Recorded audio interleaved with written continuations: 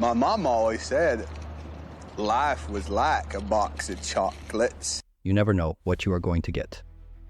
A hot cocoa drink used to be something exclusively for the super rich.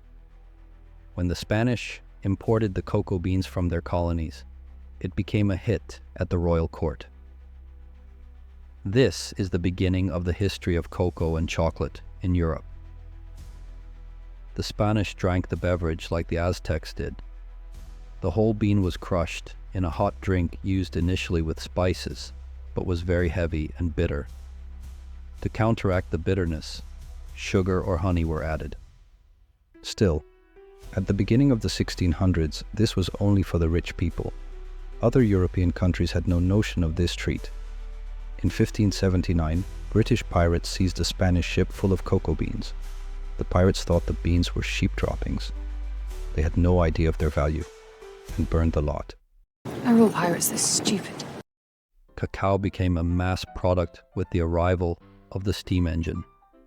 Before the steam engine, animals, wind, or water powered the mills. Some mills were even powered by manual labor. The steam engines made widespread and affordable chocolate possible. But modern production of cacao and chocolate started with the Dutch chemist Van Houten, who solved the bitterness problem with alkaline salts. His father invented a hydraulic press that extracted the fat cocoa butter from roasted cocoa beans. The resulting product is still called Dutch processed chocolate. The product was a lower fat cacao powder, the basis for the modern hot chocolate drink. It is a favorite Dutch treat, especially in winter. One of the famous producers of the cacao powder was Droste on the river Spaarn in Haarlem. Of course, the location on a river close to the port of Amsterdam isn't a coincidence. It made transporting the beans and the end products possible in the era before cars. In 1863, a pastry baker moved his small factory from the town center here. The cacao powder was packaged in square red tins. On these tins, there was a novelty. The nurse on the tin was holding a tray with the same tin that was holding a nurse holding a tin, and so on. It was a cycle of ever smaller repetition, only stopped by the pixels of the print. This effect is called the Droste Effect, not only in the Dutch language, but in all the languages. Mathematicians have also studied this recursive effect. They looked, for example, at the work of the Dutch artist Escher, who played around with mathematical principles.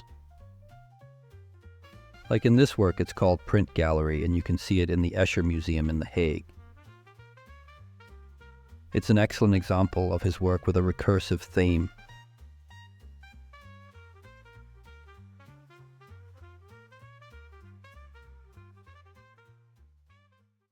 Meanwhile, in Haarlem, the cacao powder was treated further.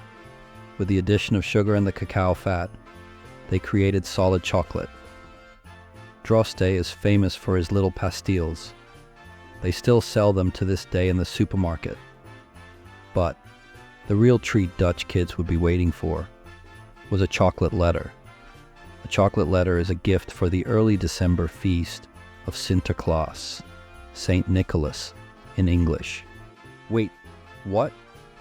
Isn't Sint Nicolas called Santa Claus? Well, yes, he is. In the late 1700s, the new colonies on the other side of the ocean adopted the Dutch Sinterklaas as their Christmas Santa Claus. How and when is a bit obscure, but most likely the Dutch colony of New Amsterdam played a big part in this.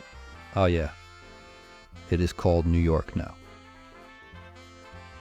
And they even have a place called Haarlem there. Quite the coincidence, don't you think? Anyway, Dutch kids even today expect the first letter of their first name in chocolate at Sinterklaas on the 5th of December, Sinterklaas Eve. Luckily, Dutch kids also celebrate Christmas. The tradition of the chocolate letter was copied from a letter made out of bread, a traditional gift in the Dutch Antilles. But in the Dutch Antilles, it was the first letter of the family name. Meanwhile, at the chocolate factory, they were innovating. For this, we have to walk a small way across the river. On our route, you can see another big chocolate factory on the other side of the river.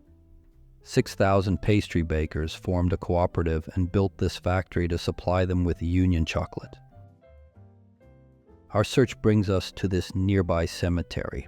I know this isn't what you are expecting, but the greatest sports hero of the city is buried here.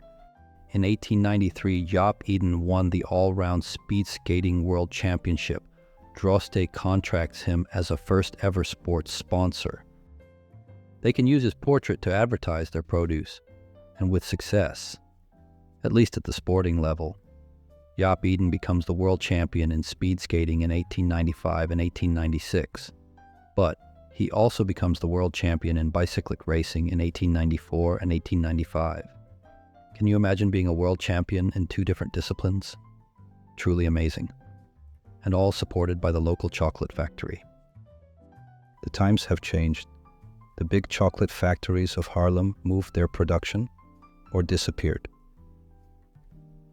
But their legacy is still alive in the city today. Artisanal chocolate is still made in the city center. And you can visit and still see the flowing chocolate in the open factory in the back of the shop. So, does the place where you live have any chocolate traditions? Tell me in the comments. And don't forget to like and subscribe if you like this content. Until next time.